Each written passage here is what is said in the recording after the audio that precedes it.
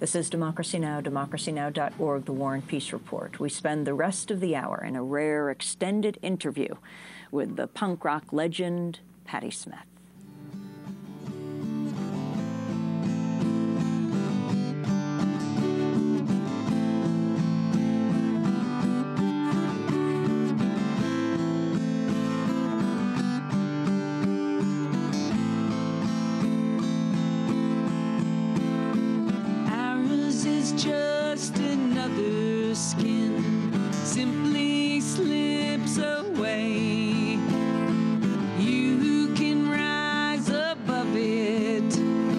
Shared easily, it all will come out fine. I've learned it line by line, one common wire, one silver thread. All that you desire rolls on.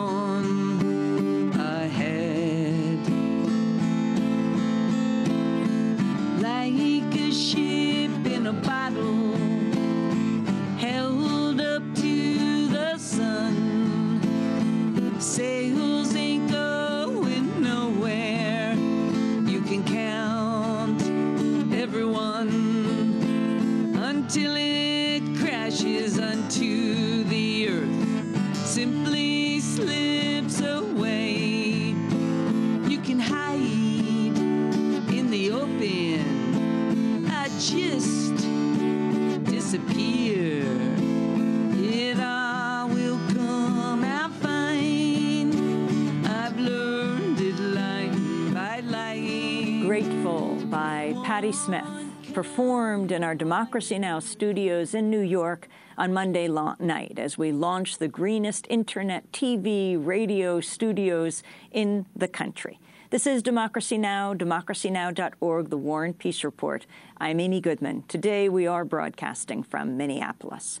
Well, Patti Smith, the singer, songwriter, poet, artist, and punk rock legend, joined us on Monday evening to perform some of her songs and to sit down for an extended interview about her life, about her art, about singing and speaking out. Patti Smith's influential debut album, Horses, came out in 1975 to critical acclaim. Her best-known song, Because the Night, was co-written with Bruce Springsteen. It was number 13 on the Billboard Hot 100 chart in 1978. More recently, Patti Smith has performed in numerous anti-war rallies. She's written songs about American peace activist Rachel Corrie, the Israeli assault on the Lebanese village of Qana, and Murat Kurnaz, a Turkish citizen of Germany, who was imprisoned at Guantanamo for 5 years. Patti Smith is just out with a new memoir. It's called Just Kids, and it tells the story of her lifelong friendship and creative collaboration with the renowned photographer Robert Mapplethorpe.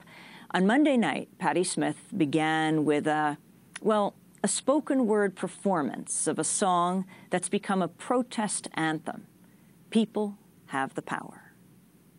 In 1986, I believe it was, my late husband and I wrote a song that which we wrote for all people. And it's too complicated for me to play, but I remember I was backstage at some rally, and I can't even remember what it was for, but I was standing there with Howard Zinn, and he said he really wanted to hear me do the song, but I didn't know how to play it. So I figured, well, I didn't want to let Howard down, so I figured I could just speak it. So I'll do the same, remembering Howard.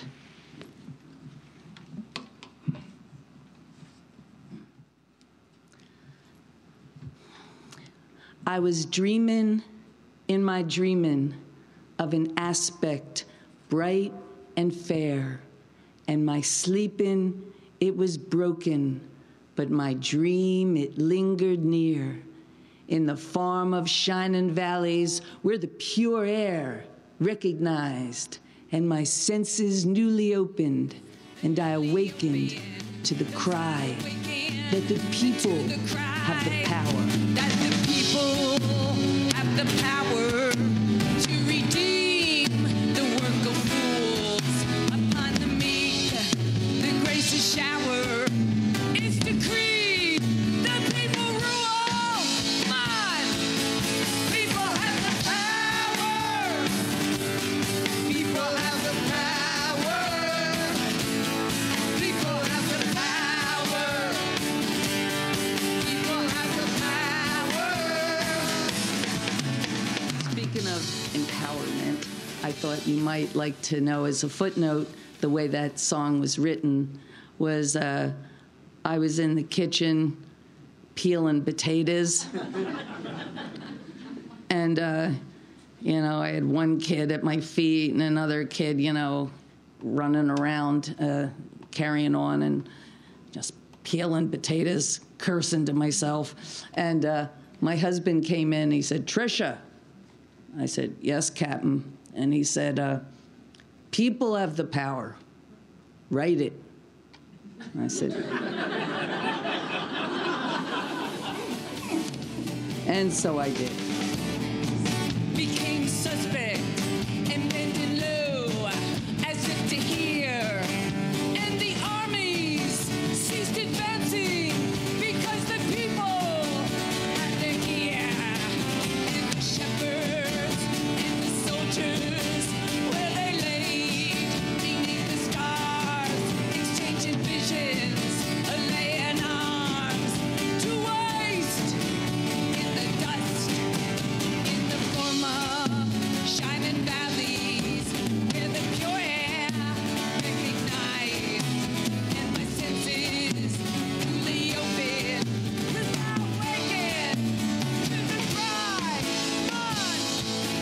People have the power. People have the power. People have the Patti Smith on People Have the Power. Well, on Monday night before a studio audience in New York, Democracy Now!'s Anjali Kamat and I sat down with Patti Smith to talk about, well, her music, her early life in New York, and her political activism. It's a great privilege to be here with Patti Smith. And, well, I'll just start with, Patti, how did you end up here in New York? Where were you born? I did end up here at this stage with We'll you. get there. Well, I was actually born in Chicago, and then when I was a toddler, my parents moved to Philadelphia. My dad got a job in a factory in Philadelphia. So I was raised in Germantown, in a sort of a barracks where for soldiers they had housing for temporary housing, and then my parents saved money and bought a little house in South Jersey, built on a swamp, and I lived there till 1967. And you know, I had a great childhood. We were a lower middle class family with a lot of financial struggle, but very happy, open-minded family. My parents were very humanistic, but where we lived was not the cultural center of the world, hardly. So I came to New York for two reasons, to find my own kin and also to get a job. And that's what I came to New York for in '67. Got me a job in a bookstore, and so that was great. So. And Patti Smith, how did you become a musician? You've been called the godmother of punk. Well, I never became a musician, obviously. Oh, yeah.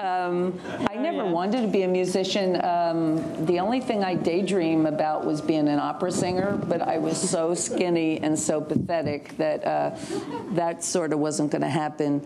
I really evolved as a performer. I think I'm a natural performer, but not really a real musician.